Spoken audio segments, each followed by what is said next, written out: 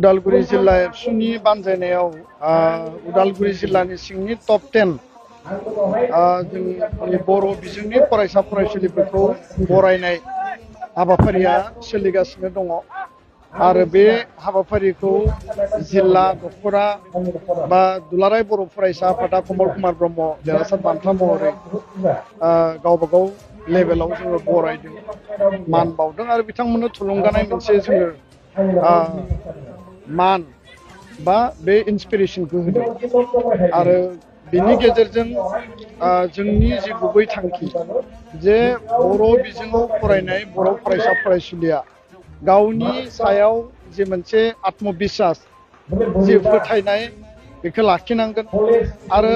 गुन गोनां सोलोंथाइ लानानै गावखौ जाफुंसार होनायनि थाखाय बा मोजां रिजाल्ट खालामनायनि थाखाय गावनि सायाव बेबो मोनसे आत्मबिश्वास बा कनफिडेन्सआ थानांगोन। दा बेखायनो साफ्रोमबो फरायसा फरायसुलिफोरनिसिम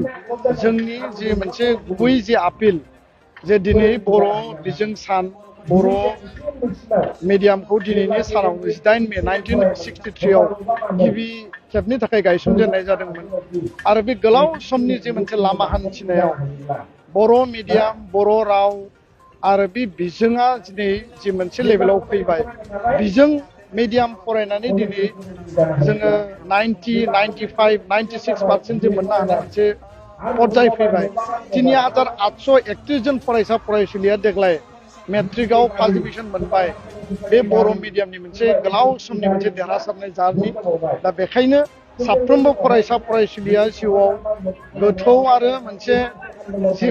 गुबै जि थांखि जिउनि जि मोनसे एम बे सिमाङा थानांगोन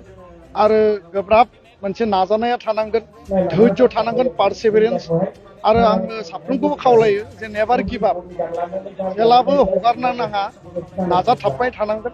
अब्लानो जों साक्सेस जागोन। दा बेखायनो साफ्रोमबो फरायसा फरायसुलिया दिनैनि समाव बर' मिडियामनि गेजेरजों बा बर' फरायसा फरायसुलिया गुबुन मिडियामाव फरायनानै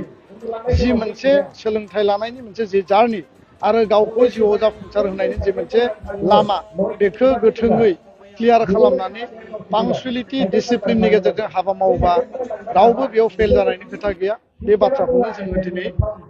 नैबे सावरायनायाव मटिभेशनाव जों साफ्रोमखौ जोङो फोरमायदों। दिनै 25 बोसोर बर' रावनि बिमा जिथु सान दा बेजों लोब्बा लाखिनानै बर' रायजो राजानिसिम मा खावलायनो बर' बिजोंनि मोनसे जाफुंसारनाय बेयाव गोबां चेलेन्जेसफोर गोबां मोगा मोगि सौसिनो गोनां जाबोदों आरो दिनैनि बे समाव बिजोंखौ गायसनजेननाय बै समनि मेलेमजिबि हारि अनफावरि जातीयताबाद सिन्तानि जायफोर राव आरो मिडियामनि थाखाय नाजानानै बिजोंखौ गायसनबाय बे गेदेमा बिथांमोन आरो बर' मिडियाम बा बर' बिजोंखौ फोथांना लाखिनो सोमावसारनायाव जाय 18 जन बर' जे माहारि अनफावरि राव आरो बिजों अनफावरि बिथांमोना मुंख्लं जाबाय। बिथांमोननिसिम आरो गासै बे गोलाव समनि लामा हान्थिनायाव बर' राव आरो बर' बिजोंखौ लानानै हाबा मावबोनाय गेदेमा बिथांमोनखौ आङो दिनैनि समाव गोसोखांदों। जायफोरा रुंसारि जाबाय, मुंख्लं जाबाय, आनान गसाइनि खाथियाव गोजोननि थाखाय आर'ज गाबदों। जायफोरा थांनानै दङ जाहाथे इयुन जोलैखौ जातीयताबाद बर' राव बर' मिडियाम फोथांना लाखिनायनि बे मोनसे नारा-नाथा दिनैबो मोनफ्रोमबो रावानो मोनसे स्ट्रागोलनि गेजेरजों थांनानै थायो आरो रावबो माने स्ट्रागोल नङाबासिनो मजबुतै सेक्युर्डै थांनानै थानायनि बेयाव नजिर गैया। दा बेखायनो बे स्ट्रागलिं अबस्थायाव आरोबाव जों जाहाथे थुलुंगा होयो, सुबुरुन होयो आरो गावनि राव आरो मिडियामखौ लानानै जातीयताबाद नेसनेलिज्म आरो बर' हारिनि सिनायथि बर'नि माहारिबाद आरो गेरेमसा हारि दानायनि थाखाय बयबो खामानि मावगोन, बयबो ज' लोगो नांगोन, खौसेयै गसंथागोन बेखौनो आं खावलायबाय। गोजोन्थों। बेनिफ्राय जों नुबाय दिनै जिहेतु बर' बिजोंनि माखासे फरायसाफोर दिनै थैनायनि लामायाव थांगासिनो दं। बिनि थाखाय जुदि बर' रावा स्टेन्डार्ड जाबाय, नेसनेल लेभेलावबो सिनायथि मोनबाय, खिन्थु बेराफारसे मिडियामनि जि गायसननाय फरायसालि बेफोर थैनो थांगासिनो बिनि थाखाय मा राहा? जोंनि जे साननाय हनाय मावनाय दांनाय आरो बर'नि साफ्रोमबो सुबुङा रेसपन्सिबल जिखिनि व्यक्ति बा कनसियास व्यक्तिफोर दङ मोनसे मिडियामखौ फोथांना लाखिनो थाखाय रावखौ फोथांना लाखिनो थाखाय बेयाव बयनिबो मदद नांगौ आरो जिखौ लानानै मोनसे ससियेल कमिउनिटि मोनसे मबिलाइजेसन बा कमिउनिटि मोनसे मुभमेन्टनि गेजेरजों बर' रावा थांना थानांगोन बेखायनो बर' मिडियाम नांगोन बर' मिडियामनि गेजेरजों गुन गोनां सोलोंथाइ लागोन मोजां सोलोंथाइ लागोन जोंनि गथ' गथायखौ सुबुं धोन सोरजिगोन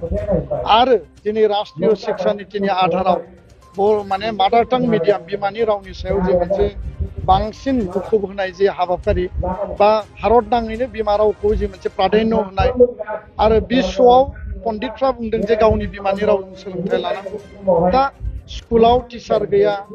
एनरलमेन्टआ खमायदों फरायसा फरायसुलि गैयिनि थाखाय स्कुला थैलांनो नागिरदों फोरोंगिरि गैयिनि थाखाय मोजां सोलोंथाइ होनो हायाखै आरो बिनि थाखाय गार्जेना बिश्वासाव लानो हायाखै बे जेंनाया सरकारनि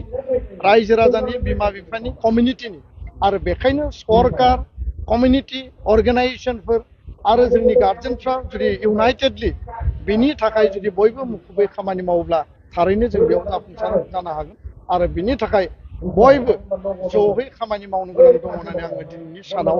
बयखौबो आङो आपिल खालामो गोजोन्थों बिलाइ आफादनि बारखौ जिथु माने लोगो आफाद मोनसे सम